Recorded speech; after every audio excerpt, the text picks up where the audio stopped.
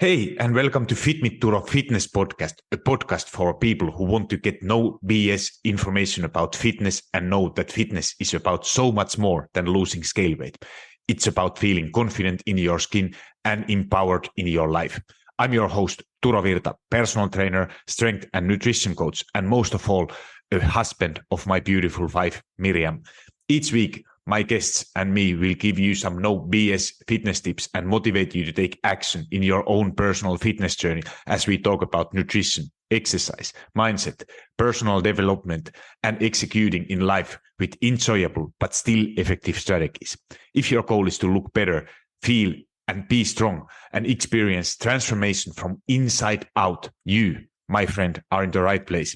Thank you for jumping in, and now let's jump into today's episode.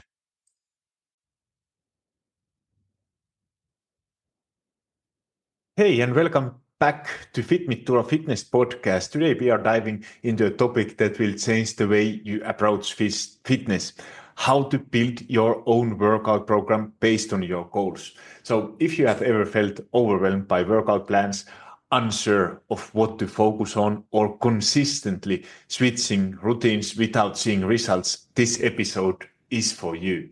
We will break down in this episode the key elements every program needs, the 2-2-2 and 3-2-1 methods for structuring your workouts, and how to prioritize different workout phases based on your goals. So whether your goal is building strength, improving endurance, or moving pain-free, you will leave this episode with a clear roadmap to structure your workouts efficiently. So let's get into it. So first of all, I like to talk a little bit about workout goals. So I understand many people are working out towards goal like fat loss, weight loss, and that is, of course, it's a great goal to have, but you should never ever just work out because you want to lose weight. The best way to structure this and change the way you think is to work actually focus toward on some kind of performance-based goal.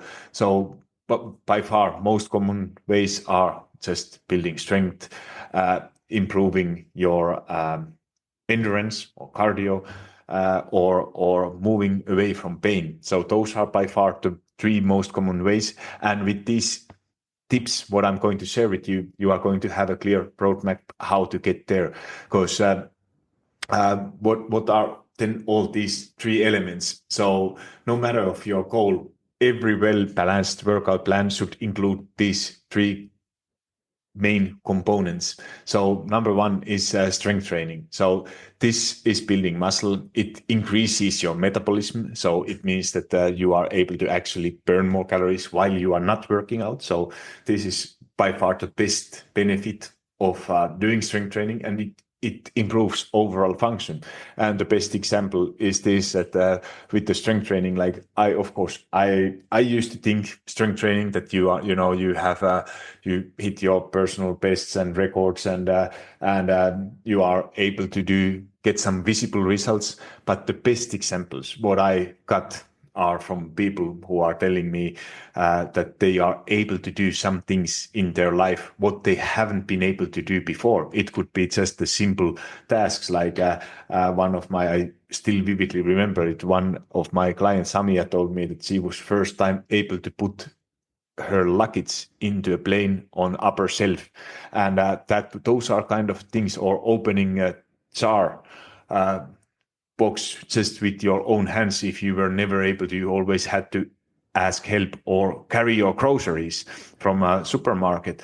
So those are kind of things that, what are for me the most important, most valuable examples how that improved strength can benefit you. So if you think that you have to do it because of it helps losing fat, of course, it's a great way of doing it. But there are so many benefits on your overall health, overall well-being, and things you are able to actually do in a real life. Because strength training, it's not only about how much you are able to get bench press, how much is your personal record for deadlifts. Of course, those things are helping to improve improve it, but the best end result is always the things what you are actually able to do in your real life. So examples of strength training or resistance training are like simply lifting weights.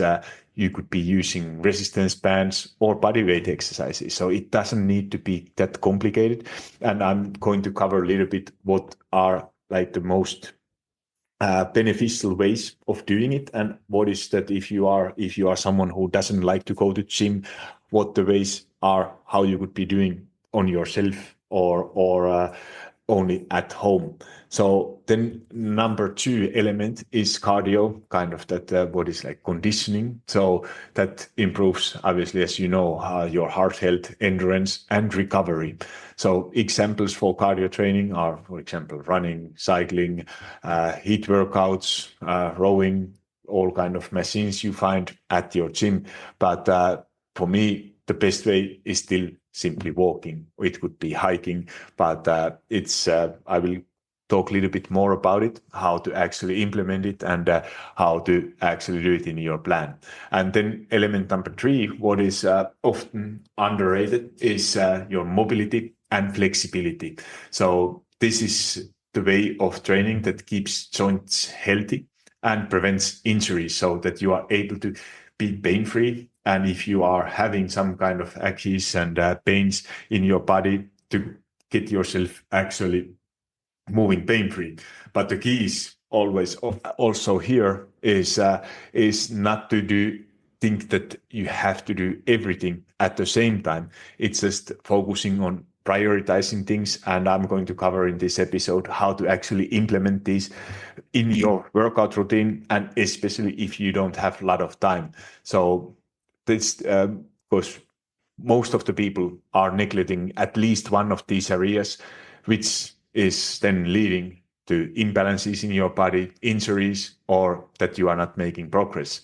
So that's where that 2-2-2 and 3-2-1 method comes in. So what is this then this 2-2-2 and 3-2-1 methods for structuring your workouts? So if you are struggling with balancing that strength, cardio, and mobility, so these are two my favorite methods that will give you the framework. And for the actual plan, I will cover some basics, what you could be starting to use already now, and what it stands. That 2-2-2 method stands. It's perfect for beginners or general fitness goals. If you don't have some specific goal, this is the most balanced option. So it means simply 2 strength sessions. It could be, I'm a big fan and believer for full body workouts. So it could be obviously split routines, and split routines, I mean that you are training, for example, your upper body, lower body in a different days. But if you decide to go with the 2 strength sessions, I would prefer to do full body workouts, because what happens if life throws something away? You are able to do only 1 workout per week. And if you are doing just some, for example, upper body workout, upper lower split, and you're only doing upper body, and then you don't basically train your legs for a whole week, or it's actually, if you skip 1 week of your legs, it's the time when you get your next leg workout done, it's at least 2 weeks, maybe even longer. So I'm a big believer that at least something. So full body routines are a great way. Obviously, I recently for myself, like I do now 3 sessions. I have been doing full body workouts for past years, but now do my schedule, because I have to do my strength training or the most days that I'm most likely to actually be able to do it are Tuesday, Wednesday, so 2 consecutive days. So I had to split a little bit, change my split. So I do lower body, upper body split, just to try different things for the moment. But if you have possibility, it's not if it's for 1 week or 2 weeks, it doesn't matter. Even you do it in a days, consecutive days, but for a longer period of time, better progress you will see that when you are able to actually have at least 24, ideally 48 hours between the workouts, so there is not coming too much load. But again, don't overcomplicate it. If it's one day, then I probably would stick. If it's 1 week, I would probably stick with the full body workouts as they are doing. Like you have at least something, and in the worst days you get that. In the worst weeks you get that one routine, at least something for your full body getting done. Then it means also two, as you probably can guess, it means two cardio sessions. So it could be steady state cardio or interval trainings. I'm big believer of doing a lot of kind of zone 2 cardio, which is which feels relatively easy for me at the moment. It's either hiking or either walking, but there's huge benefits of doing some kind of interval training.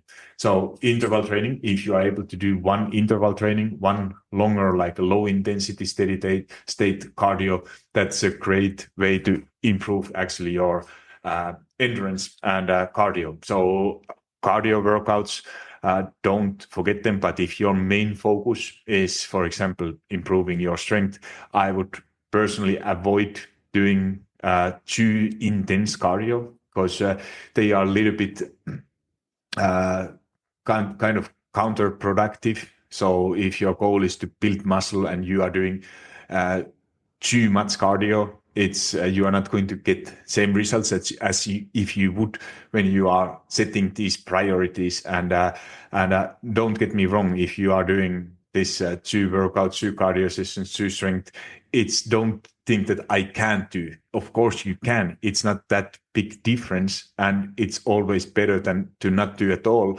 But I personally, like I'm talking a little bit later about that other method, and this often leads for better results when you don't focus and kind of trying to do everything at the same time.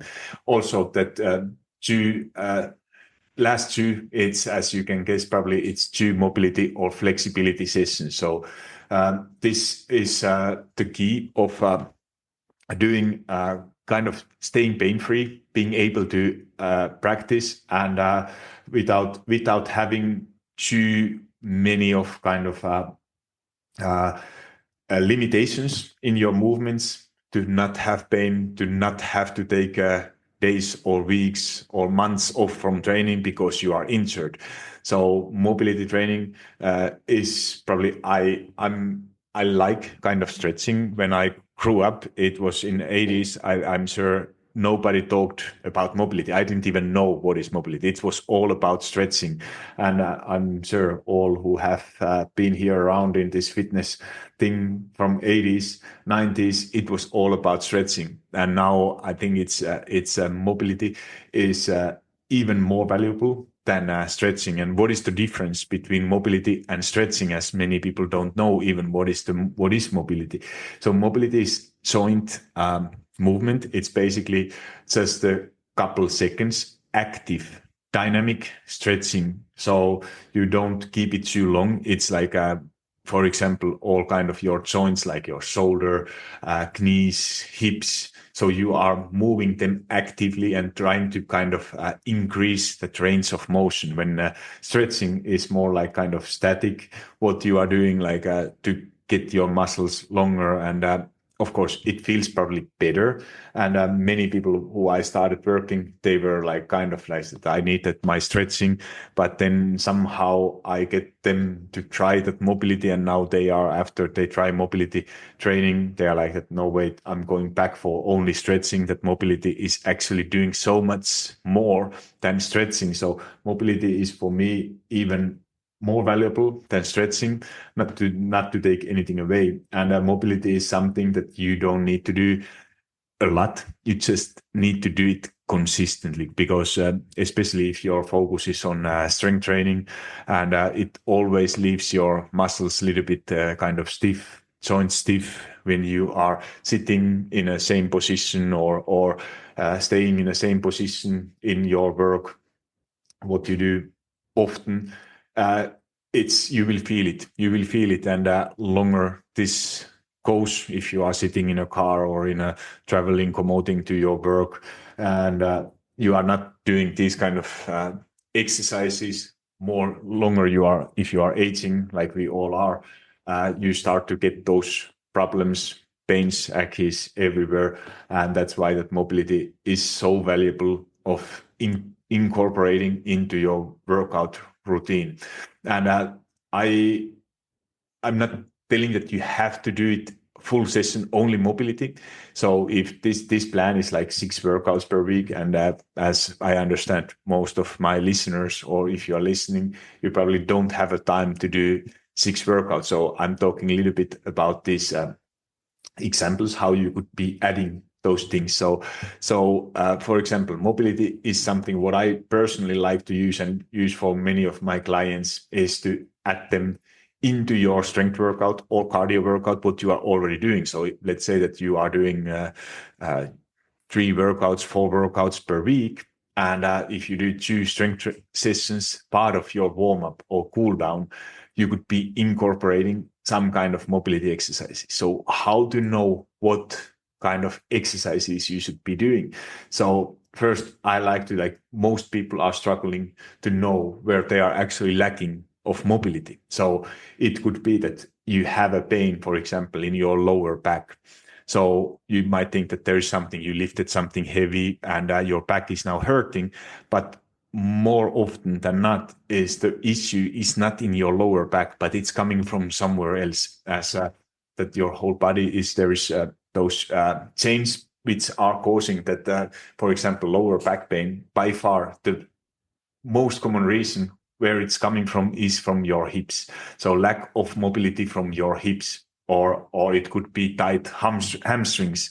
So that kind of there's always some kind of root cause. And if you don't fix that root cause first, you will always struggle with that pain, what is then happening somewhere else. Like good example to understand it, like that you might have a headache and you think that why the hell I'm having a headache, but it could be there. Of course, there could be many reasons, but if you just think that, okay, I have to find a cause to treat my headache, and you are just taking painkiller, and it could be that you haven't been drinking enough water, you haven't been sleeping enough, and if you don't go, it could be that drinking water solves that problem. So if you haven't found that root cause, you will always struggle with that headache, but you never find that kind of root cause, what is causing. You are just doing something to relieve the pain, but you don't go deeper to understand why it's actually happening. And it's the same thing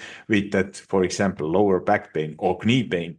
Knee pain, by far the most common cause is lack of mobility from your ankles. And that's why I have you could check yourself with your mobility tests and guides. I have created for my membership coaching for all my clients. It's called Balanced Lifestyle Blueprint.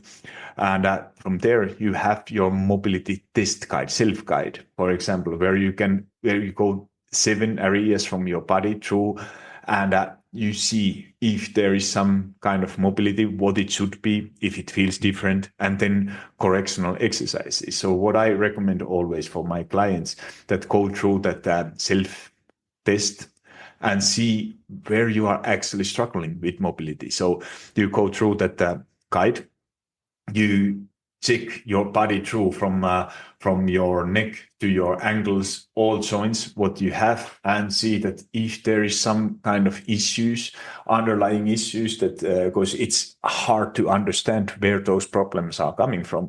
So, for example, it's hard to know if you don't have any hip pain and your hips, they feel okay, but they are the root cause of your lower back pain. So once you fix your hip mobility, you become more mobile in your hips. Often your back pain is gone. And that together with some resistance training, strength training, that is the key how to actually never suffer that pain anymore. So going through your whole body, doing those mobility tests, and then when you know which areas you are lacking that mobility, then you start to incorporate those correctional exercises into your workout regime. So if you have I when I did for myself this test, I found that I felt it also in my workouts that my wrists were hurting in many cases, and that was causing in my strength training that I wasn't able to actually perform some exercises. It was hurting so much, and now when I started, that's already now a year ago, when I started to incorporate nothing crazy, but just a couple of minutes.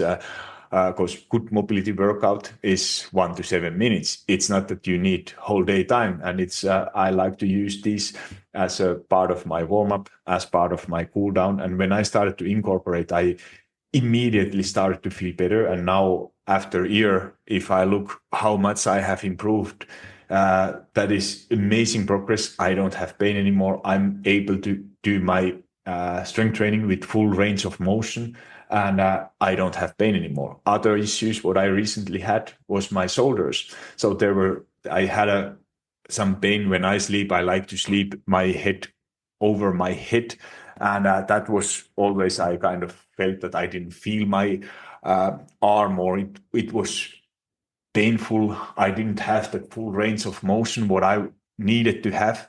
And now incorporating those correctional exercises to my warm-ups and cool downs that have helped me so much to get away from that pain. And those are just, and I haven't been doing like, except now recently, I have took time to just incorporate one full mobility workout because I found it so helpful to actually do full mobility workout, and even it means that it's away from something else. But at this point in my journey, I said that I need to do that full mobility workout just to make sure that I'm staying mobile and my joints are okay. And because I was kind of avoiding those exercises for my workout. I was doing them in some way, but not enough. So I decided that I start to do one full mobility workout. So that is a kind of thing what you should be doing, and especially for someone who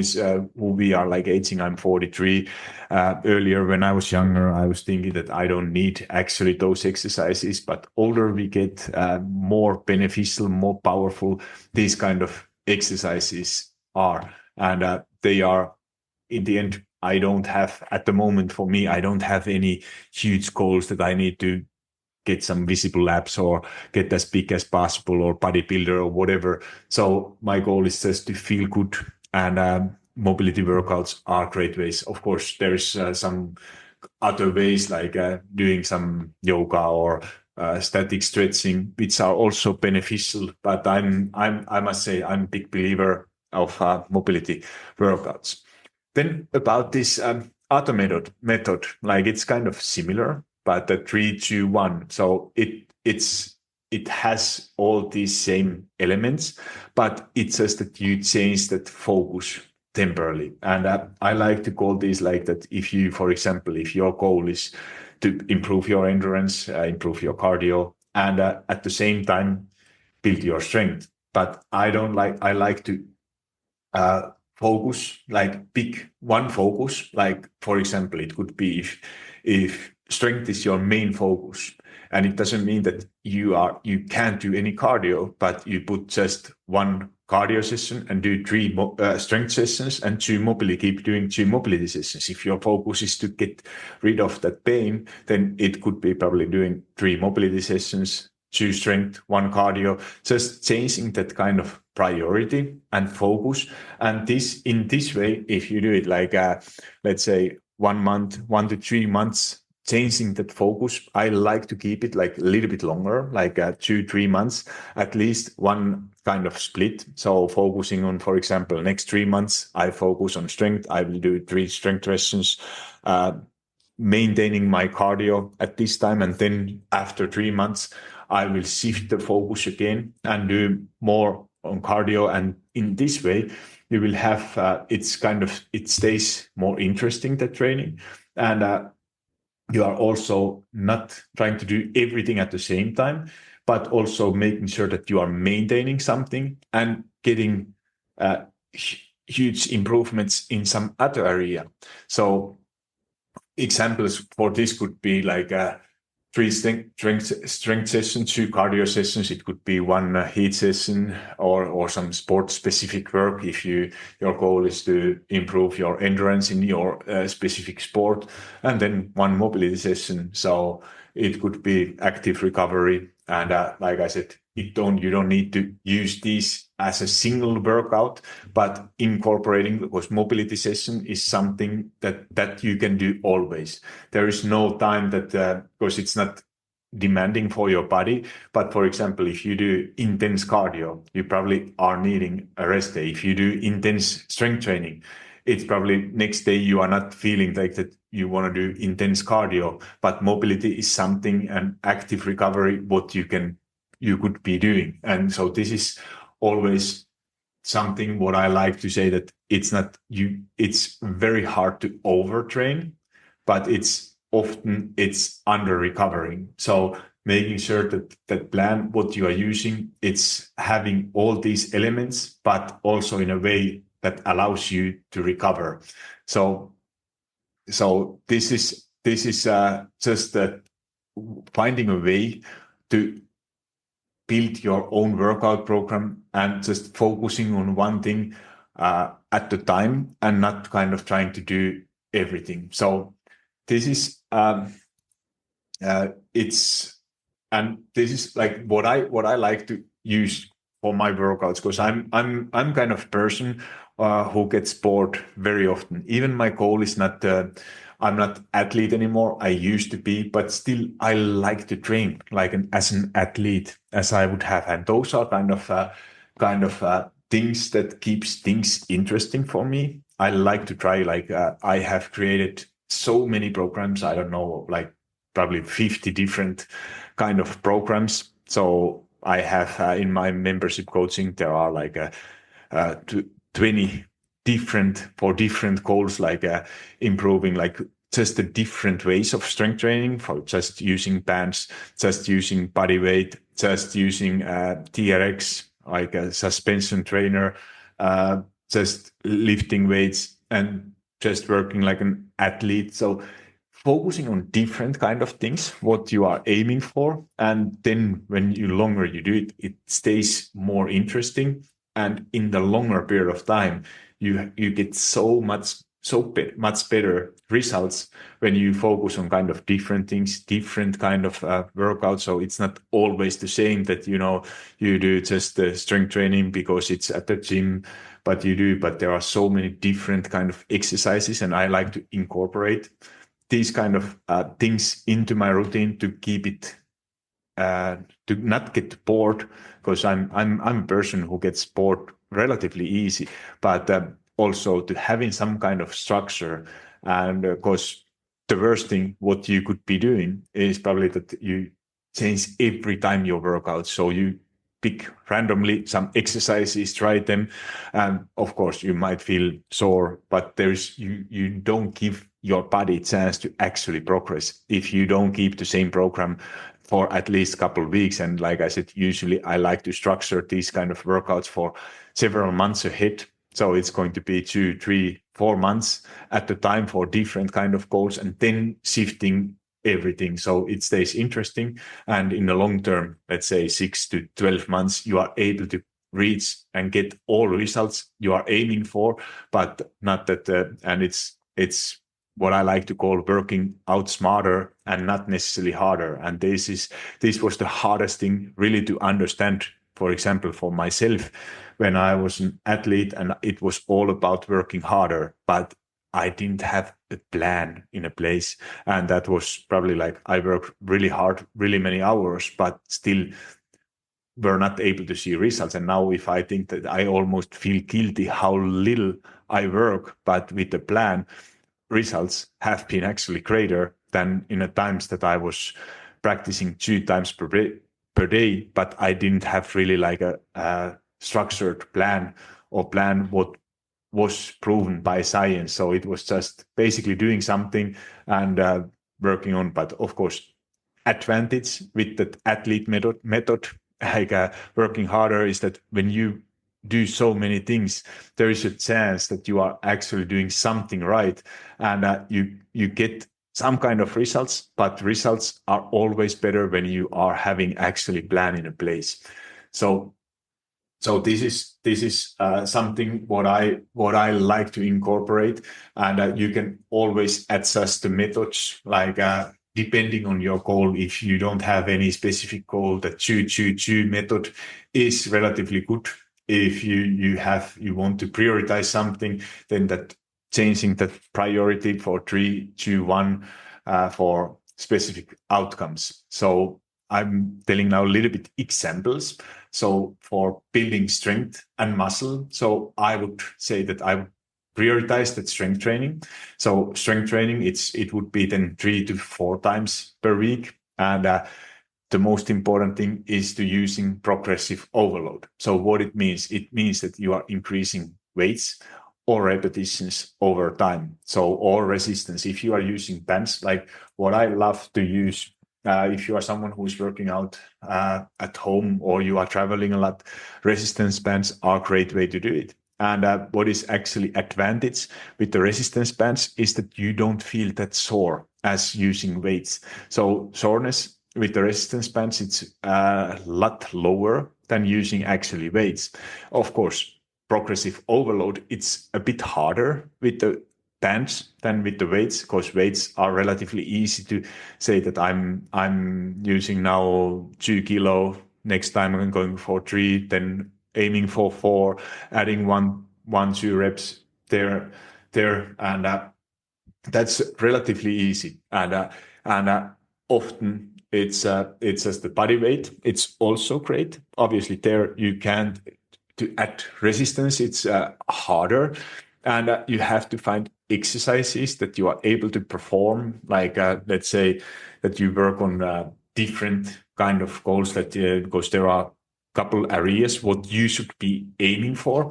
For example, there is a maximum strength, which means that you are doing 1 to 5 repetitions, that you are choosing exercises which are that heavy or using that much weight that you are not able to do more than 5 repetitions. You are working on increasing your maximum strength.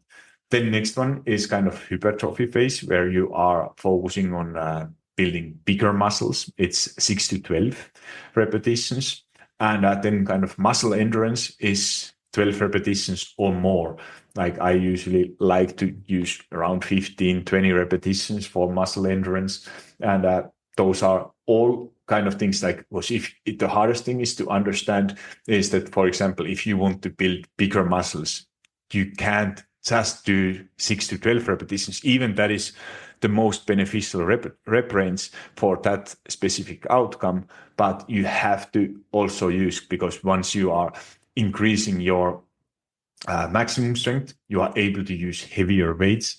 And when you improve your endurance, you are able to do that. So you should basically include all these areas into your workout regime. So it means that how I like to use it is that I like to build different kind of phases. So it's going to be 1 month maximum strength repetitions for most exercises is going to be 1 to 5, especially on compound, like a bigger weight, bigger lifts, where you use kind of more muscles at the same exercise, like exercises like squats, deadlifts, bench press, or are some examples of compound exercises. And then other, like I wouldn't do like 2 repetition max for my bicep curls. Like there, I would always go for higher range of repetitions.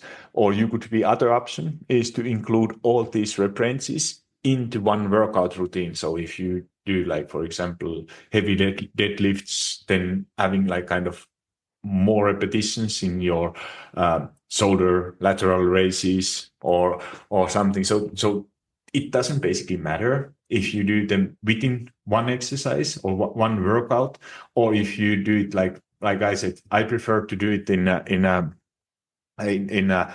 phases, like 1 month focusing on maximum strength. Next month, it's going to be mostly 6 to 12 repetitions, the rep range you are working on. And then month after that, it's going to be 12 to 20 repetitions. And then you start basically all over. So you're working on all these rep ranges, but not just, and not just on one thing at the time. So those are kind of things. And if your goal is to build strength, I would then limit cardio 1 to 2 times per week to avoid interfering with the muscle growth. So just to get most out of that, getting stronger, and then maintaining that mobility to prevent stiffness. So it could be then just including those mobility exercises into your warm up, into your cool down. So if your goal is then to improve your endurance and athletic performance, I would do then increase my cardio frequency to 3 to 4 times per week, incorporating strength, but keep sessions shorter and do it like 2 to 3 times per week. So to not feel too much soreness or too tired during your cardio, which is the main priority. And mobility becomes crucial to prevent your injuries. So that could be, again, either doing them part of your warm-ups, adding 1 to 2 kind of active recovery sessions per week for athletes. So this is kind of simple plans how to actually incorporate, and like I said, there's so many different ways how to do it. There's a lot of science behind, and if you are advanced, you can try to build your workout routine for yourself. But especially like for me, I always like to think like that. I don't like to do everything myself. I rather leave like something what I'm not expert at. I leave it for someone else. It's taking kind of that guesswork away and let some coach who is actually knowing what they are doing leave that job for someone else, and just having that program, you know exactly what to do, because that takes so much that decision fatigue away when you know what you should be exactly doing, how many repetitions, what exercises. And then if you have some specific goals in your mind, so you know what to do. And because there is no one size fits all workout plan, what you get, it has to be somehow individualized based on your injuries, background, what equipment you have available. And because ultimately what matters is that you are balancing things right. You are balancing strength, cardio, mobility. You are structuring your plan based on your goals, based on equipment, based on time you have available. Because the worst thing is that you try to do kind of everything, but you know that you don't have time, you don't have equipment. So, because that's the worst thing. Like, especially if you are starting, don't try to do everything. Build a routine that becomes actually habit you enjoy doing. You are seeing progress, and then you have a chances to become actually more consistent, because staying consistent is the most important thing in your fitness journey. And consistency doesn't mean perfection, because you need to adjust your plan when needed. So here is your challenge. Pick one method. Either it's going to be 2-2-2 or 3-2-1, and try it for next 4 weeks. And if you need any help, my next challenge, 8-week challenge, where I create this program based on your goals, based on everything you need, is starting on March 24th. So I will put link how to sign up, how to join for the waitlist for this challenge. If you are interested, you can also always DM me on my Instagram at personaltrainer_Turo. I will put link also there. And tell me what your situation, what your new workout plan is looking. If you have any questions, because even if you don't decide to join for my challenge or coaching, because I'm not some salesman. I'm a coach who loves to help people, loves to talk about fitness. Even I'm not getting any payment. I don't need for that. What I love to do is that I love to help people with their struggles, answer their questions, and that is giving me the biggest satisfaction. And of course, it's also my work, but I do it because I actually love it. And I don't think that it's even work if I if I talk with the people, help them with their plan. And if at some point you think that you need actually that plan, you need that accountability to take action, especially in the days when you don't feel like it, and just the ways how you are thinking, seeing things differently. Of course, then I'm always here to help. And then is coaching correct, but and a good choice for you. But ultimately, just don't hesitate to send me DM. So thank you so much for listening. And if you find helpful, do me a favor, subscribe, share it with a friend, and leave a review, because those reviews, they are helping so much more people to find the podcast. So thank you so much for listening, and talk to you soon. Hold up, friend. Do you love Fit Me Turo Fitness podcast? If so, the best way to say thank you is to subscribe to the podcast and leave a review on iTunes. I know every podcaster wants you to leave a review, but it's because those reviews help the podcast to reach more people. I truly want to know what you think, and if this particular episode resonated with you, would you also please share it? Either send a link to someone who you think will find it valuable, or take a screenshot and post it into your social media and tell your friends and family why they should listen it. Make sure you tag me so I can hear your feedback and give you a little love. And if you aren't already following me on Instagram or TikTok, that's the perfect time to hit that follow button. Thank you for being here and listening to Fit Me Turo Fitness podcast.